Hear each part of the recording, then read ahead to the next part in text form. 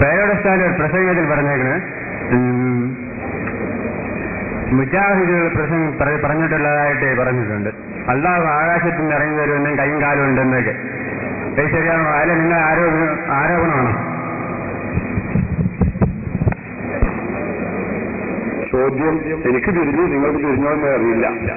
ഇല്ല, പേരോട് ഉസ്താദിന്റെ പ്രസംഗത്തിൽ പറഞ്ഞിട്ടുണ്ട്, മുജാഹിദുകൾ പറയുന്നു അള്ളാഹുവിന് ഇറങ്ങി വരും, കയറി വരും, കയ്യുണ്ട് തുടങ്ങിയ പരാമർശങ്ങൾ അള്ളാഹുവിനെ കുറിച്ച് മുജാഹിദുകൾ പറഞ്ഞിട്ടുണ്ട് എന്ന് പേരോട് ഉസ്താദിന്റെ ഒരു കാസറ്റിൽ ഞാൻ കേട്ടിട്ടുണ്ട്. അത് നിങ്ങളുടെ ആരോപണമാണോ അതോ ശരിയാണോ എന്ന്? ഞങ്ങൾക്ക് മുജാഹിദുകളെ കുറിച്ച് ഇല്ലാത്ത ഒരു ആരോപണവും പറയേണ്ടതില്ല. ഉള്ളത് തന്നെ പറയാൻ, ഞങ്ങളുടെ കയ്യിലുള്ളത് തന്നെ പറയാൻ ഇവിടെ സമയമില്ല എന്നതാണ് സത്യം. എന്നിട്ടല്ലേ ഇല്ലാത്തത് പറയുന്നത്? മുജാഹിദുകൾ അത് ഞങ്ങൾ അവരെ കുറിച്ച് ഇല്ലാത്തത് പറഞ്ഞതല്ല, മുജാഹിദുകൾ തന്നെ എഴുതിയതും പറഞ്ഞതുമാണ്. ഞാൻ പറയാം, ഇതാ എന്റെ കയ്യിൽ അതിന്റെ രേഖകളുണ്ട്. ഈ പുസ്തകം നോക്കൂ നിങ്ങൾ, ഇത് ഗൾഫ് സലഫിസവും മുജാഹിദ് പ്രസ്ഥാനവും എന്ന പുസ്തകമാണ്. ഇത് എഴുതിയിട്ടുള്ളത് സമസ്തയുടെ പ്രസിഡന്റോ സെക്രട്ടറിയോ ഒന്നും അല്ല.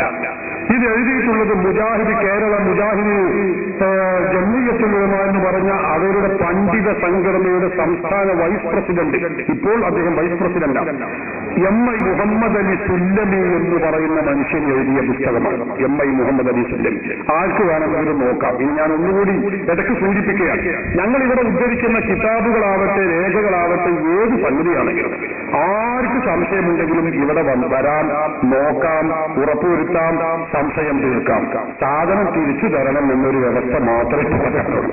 പണ്ട് ഒരു സ്ഥലത്ത് നിന്ന് മുഖാമുഖത്തിൽ ഇങ്ങനെ കാണിച്ചപ്പോൾ കോത്തെടുത്ത് ഒറ്റ ഓട്ടം മുജാഹിദ് അന്ന് തീരുമാനിച്ചാണ് ഞാൻ തിരിച്ചു തരണമെന്നുള്ള വ്യവസ്ഥ വെക്കണം. അപ്പൊ അതുകൊണ്ടാണ് ഞാൻ ഇത് പറയുന്നത്. ഇതിന്റെ 39-ാമത്തെ പേജിൽ അദ്ദേഹം പറയുന്നത് കണ്ടോ, അള്ളാഹുവിനെ കുറിച്ചുള്ള വിശ്വാസം പറയുന്നത് നോക്കൂ നിങ്ങൾ, കണ്ടോ?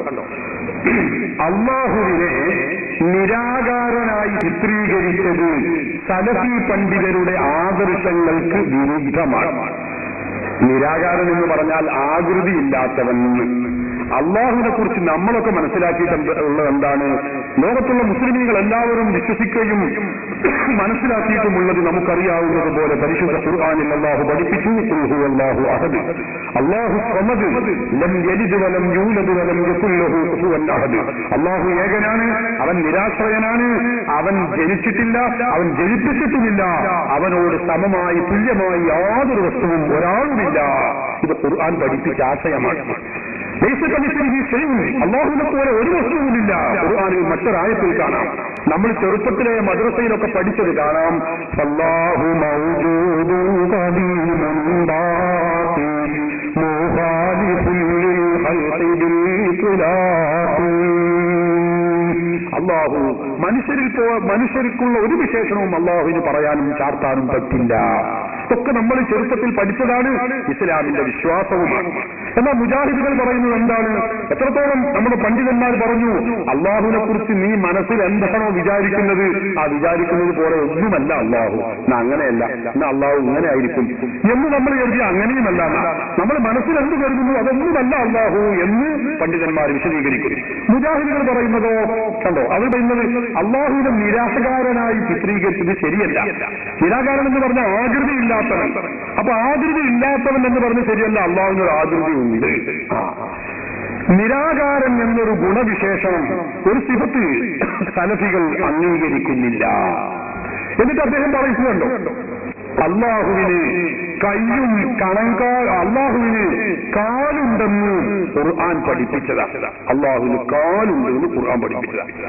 അദ്ദേഹം പറഞ്ഞു അള്ളാഹുവിന് കയ്യും കണങ്കാലും ഉണ്ടെന്നത് ഖുർആൻ പഠിപ്പിച്ചതാണ്. അപ്പൊ കാലുണ്ട്, കയ്യുണ്ട്, അതിന് പുറമൊരു കണങ്കാല് വേറെയുണ്ട്. അത് എവിടേക്കാണെന്ന് എനിക്ക് ഇതുവരെയും തിരിച്ചു പോകുന്നത് കിട്ടിയിട്ടില്ല. ഈ കാലിന്റെ പുറമെ പിന്നെ കണങ്കാലം ഉണ്ടാകാൻ അള്ളാഹു ആലം. ഏതായാലും മുജാഹിദിന്റെ പുസ്തകമാണ് ഈ പറയുന്നത്. ഈ പുസ്തകം ഇതാ ഒറിജിനൽ 39-ാമത്തെ പേജ് കഴിഞ്ഞില്ല. ഇത് നിങ്ങൾ നോക്കൂ, ഇതേതാണെന്ന് അറിയോ? ഇത് മുജാഹിദ് പ്രസ്ഥാനത്തിൽ, ഇത് ജമാഅത്ത് ഇസ്ലാമി ഇത് ഒട്ടും പുറകിലല്ലോ. അതൊക്കെ ഞാൻ ഒന്ന് പറയാം. കണ്ടോ, അവർ പറയുന്നുണ്ടോ അള്ളാഹു സിംഹാസനത്തിനാണ്, സിംഹാസനത്തിന്റെ മുകളിൽ ഇരിക്കുകയാണ്, അവന് 2 കൈകളുണ്ട്. നേരത്തെ മുജാഹിദ് കൈയുണ്ടെന്നേ കണ്ടോ, ഇതിന് 2 കൈ തന്നെ ഉണ്ട്. അതിന് സംശയം വേണ്ട. കണ്ണുണ്ട് മുഖവുമുണ്ട്. ജമാഅത്തിലെത്തിയപ്പോ കുറച്ചുകൂടി മുഖവും കൂടി. അപ്പൊ കണ്ണുണ്ട് മുഖമുണ്ട് രണ്ട് കയ്യുണ്ട്. അത്രത്തോളായി ഇവരുടെ അല്ലാഹ്. ഇത് ജമാഅത്തെ ഇസ്ലാമി അവരുടെ ബോധനം 996 ജനുവരിയിലക്കം പേജ് 86 പറയുന്നു. ഇത് നിങ്ങൾ നോക്കൂ, ഈ മുജാഹിദുകൾ തന്നെ അവരുടെ സംസ്ഥാന അല്ല ലോകത്ത് ഈ വഹാബി പ്രസ്ഥാനം മുജാഹിദ് പ്രസ്ഥാനം ഉണ്ടാക്കിയ വ്യക്തിയാണ് മുഹമ്മദ് ബിൻ അബ്ദുൽ വഹാബ് എന്ന് പറയുന്ന നജിദിലെ ഇബ്നു അബ്ദുൽ വഹാബ്. അദ്ദേഹം എഴുതിയ ഗ്രന്ഥമാണ് അത്തൗഹീദ് എന്ന അറബി ഗ്രന്ഥം. അത് മലയാളത്തിലേക്ക് വിവർത്തനം ചെയ്തിട്ടുള്ളത് ജമാഅത്തെ ഇസ്ലാമിയുടെ ഏറ്റവും വലിയ നേതാവ് ഷെയ്ഖ് മുഹമ്മദ് കാരക്കുന്ന് എന്ന് പറയുന്ന വ്യക്തിയാണ്. അപ്പൊ മുജാഹിദും ജമാഅത്തും അംഗീകരിച്ച തത്വമാണ് ഞാൻ ഇനി പറയാൻ പോകുന്നത്. നോക്കണം എന്താണ് അതിൽ പറയുന്നത്. അതിന് 124-ാമത്തെ പേജിൽ അള്ളാഹുവിന്റെ കൈകളെ കുറിച്ച്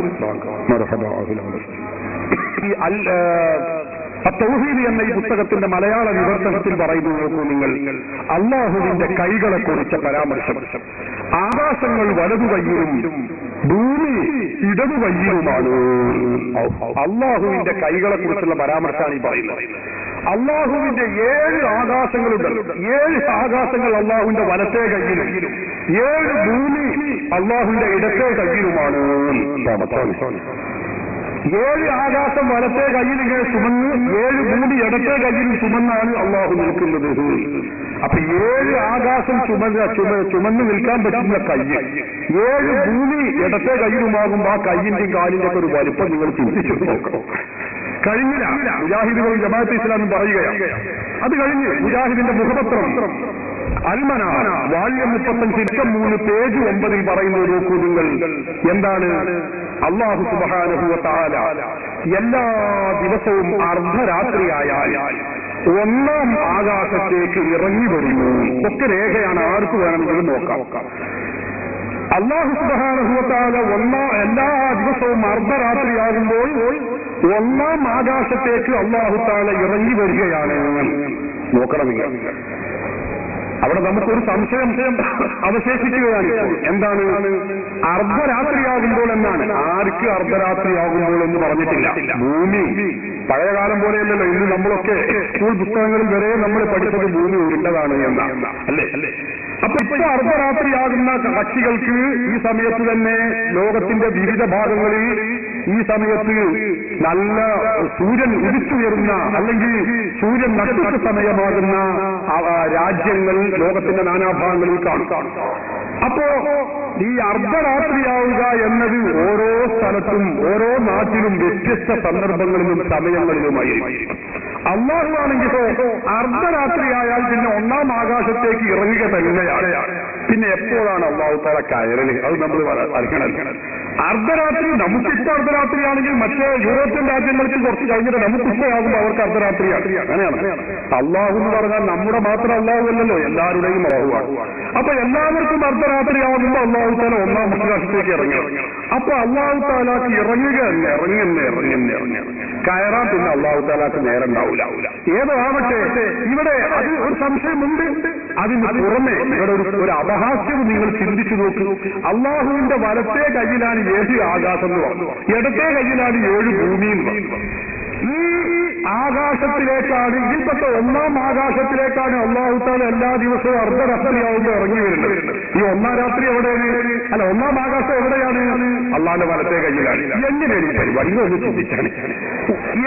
വലത്തേ കയ്യിലുള്ള 1-ാം ആകാശത്തേക്ക് അള്ളാഹു അർദ്ധരാത്രിയാകുമ്പോൾ ഇറങ്ങുകയാണ്. വല്ല ആണിയത്തെ എടുത്തിട്ട് തുളച്ചു വരേണ്ടി വരും അള്ളാഹു തആല. അല്ലാതെ എങ്ങനെയാണ്? സഹോദരങ്ങളെ, ഐക്യ യുഗത്തിൽ ജീവിക്കുന്ന ഈ രാജ്യത്തെ ജനങ്ങളോടാണ് ഈ മുജാഹിദ് പ്രസ്ഥാനത്ത് പറയുന്നത്. ഞാൻ പറയും, ഇതൊക്കെ 6-ാം നൂറ്റാണ്ടിൽ ജീവിച്ച് മൃതിയടഞ്ഞ് ചരമജീവൻ എഴുതപ്പെടേണ്ടുന്ന ഒരു പ്രസ്ഥാനമാണ് എന്നതാണ് സത്യം. ഇതിപ്പോൾ പ്രവർത്തിക്കേണ്ടതോ പറയേണ്ടതോ ആയ ആശയമല്ല. ഇത് ഞാൻ പറഞ്ഞല്ല. മുജാഹിദിന്റെ ജമാഅത്തെ ഇസ്ലാമിന്റെയും പ്രസിദ്ധീകരണം ആർക്ക് വേണമെങ്കിലും നോക്കാം. സംശയങ്ങളിൽ കടന്നു വരട്ടെ. എനിക്ക് സന്തോഷമേ ഉള്ളൂ. ഇത് പല സ്റ്റേജുകൾ, ഇവിടെ മഹത്തരല്ല, പല സ്റ്റേജുകളിലും ഞങ്ങൾക്ക് പറഞ്ഞതാണ്, നിഷേധിച്ചിട്ടില്ല മുജാഹിദുകൾ. അപ്പൊ സുന്നികളായ ഞങ്ങളുടെ ആരോപണമല്ല ഇത്. മുജാഹിദുകൾ എഴുതിയതും പറയുന്നതും യാഥാർത്ഥ്യ ബുദ്ധിയാണ് ഞങ്ങൾ പറഞ്ഞതാണ്. ഇനി മുജാഹിദുകൾ ഇത് കേട്ട അപ്പോഴായിട്ടോ ഇളകിയ ഖുർആൻ പഠിച്ചിട്ട് വരുന്ന ഖുർആനിൽ ഇങ്ങനെ ഉണ്ട്. ഈ ഖുർആന്റെ പൂർവിക മുസ്ലിമീകൾക്കാർക്ക് ഈ ഖുർആൻ തിരിഞ്ഞില്ലേ? പൂർവിക മുസ്ലിമീകൾക്കാർക്ക് ഈ ഹദീസ് തിരിഞ്ഞില്ലേ? മുജാഹിദ് ഓഫീസിലേക്ക് അള്ളാഹുവിന്റെ റസൂൽ കൊടുത്ത ആയത്താണോ ഇത്? അല്ലല്ലോ. അപ്പൊ പൂർവികരായ ആളുകളൊക്കെ ഈ ആയത്ത് കണ്ടിട്ടുണ്ട്, ഈ ഖുർആൻ കണ്ടിട്ടുണ്ട്, ഈ ഹദീസ് കണ്ടിട്ടുണ്ട്. എന്നിട്ട് അവരാരും ഇങ്ങനെ അള്ളാഹുവിന് കയ്യുണ്ട്, കാലുണ്ട്, മുഖമുണ്ട്, കണ്ണുണ്ട്, മൂക്കുണ്ട്, പല്ലുണ്ട്, ചന്തിയുണ്ട് എന്നൊന്നും ആരും പറഞ്ഞിട്ടില്ല. അത് മുജാഹിദുകളുടെ മാത്രം വാദമാണ്.